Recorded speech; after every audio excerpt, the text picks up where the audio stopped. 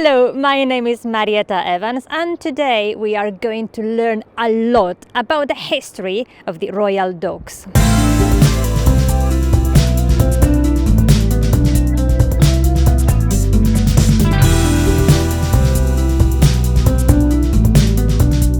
Talking about new beginnings, change, regeneration, tell us why and when did the docks close? Well, the docks were closing over a long time. I think the last ships came in about 1980-81, and Docklands Development Corporation was created to revive the area.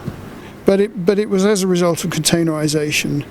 These docks were not suitable for the new container ships that were coming, and much larger ships. You know, these very large ships could not be safely unloaded in these restricted docks. So Tilbury and Felixstowe took over that role over many years. And it was a terrible, devastating blow for this community, which had relied on that work for 3 or 4 generations. When you get in a working environment like this, there will be times when people won't agree. Now that could be with management, it could be at low levels, or it could be at high levels. It could be about wages, could be about all kinds of things. So if it couldn't be resolved locally, then they would get in touch with people like Jack Dash and said, look, you need to come down to resolve it. And Jack would come down and he would call meetings at the Connaught and places like that, and he would say, okay, this is what we've got to do. I don't think anybody who lived through that in this area will ever forget it, or even forgive the government decisions that led to that. But it wasn't necessarily a government decision. It was a change of industry to a more efficient way of working, a way of working that needed fewer people. So people were just thrown on the scrap heap, and it was a terrible thing. Now, when a strike happens, of course, a strike's a strike. You don't get paid, but it's just a tiny bit that maybe dock strikes had, something to do with the docks closing. That's going to annoy a lot of people, but unfortunately, I was on the sharp end of it. And then containers come along, and it was just, in the end, the docks weren't deep enough for the big boats, so in the end, it closed down. But it wasn't avoidable. It wasn't avoidable with this configuration of the docks. There were plans just after the war to build a much larger dock on what is now Beckton, the North Albert Dock, which would have been as large as the Tilbury Dock. But it was an extremely capital-intensive project, and they already had docks of that size in Tilbury. So although there were plans, I think they were formally dropped in about 1970, something like that. They didn't pursue them.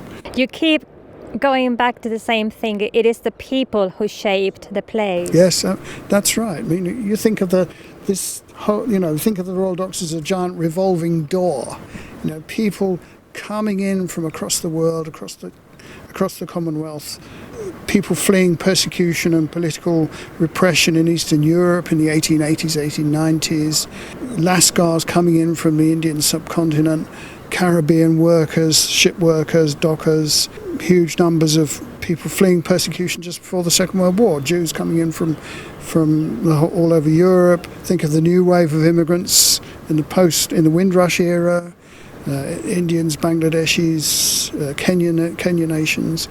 And then think again of European immigrants coming in the 70s and 80s and 90s. The Royal Docks, it was wonderful.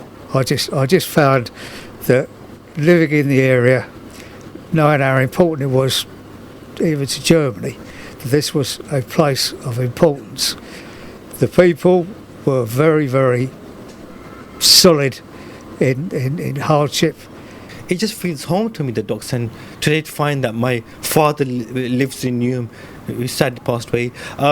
We also find that I live in Newham, and 100 years onwards, and I find that a sense of belonging. It was just a great place to live. Why is there an avenue in Royal Albert Dock called Lascars Avenue, and how does it make you feel? Having Lascars Avenue, I just thought it could have probably been maybe a BMA Seafarers Way or Seafarers Avenue or something. But Lascar, it's not derogative if the actual word is used like Lashkar, which actually means army or camp. And it comes from, it's in the Urdu word, it's in the Urdu language, but it comes from the Persian language, and it traces its roots from the Arabic word askir, which meant soldier, and lashkar literally means army or camp. So I think it's a great thing that there's some form of recognition, although I'd like to see more recognition. I can remember some of our older residents, and they always used to say, we're an island here, there's nothing here in North Woolwich, we're just cut off from everybody. You know, we've got the Connaught Bridge that side, we've got it was the old Bailey Bridge then, we've got the Bailey Bridge on that side, and no one takes any notice of the bit in the middle. Well, I think that's really changed. I don't think you can say that about North Woolwich and Silvertown, Custom House, Canning Town, anywhere like that. If you want something, it's there. You've just got to look. But there's lots to do.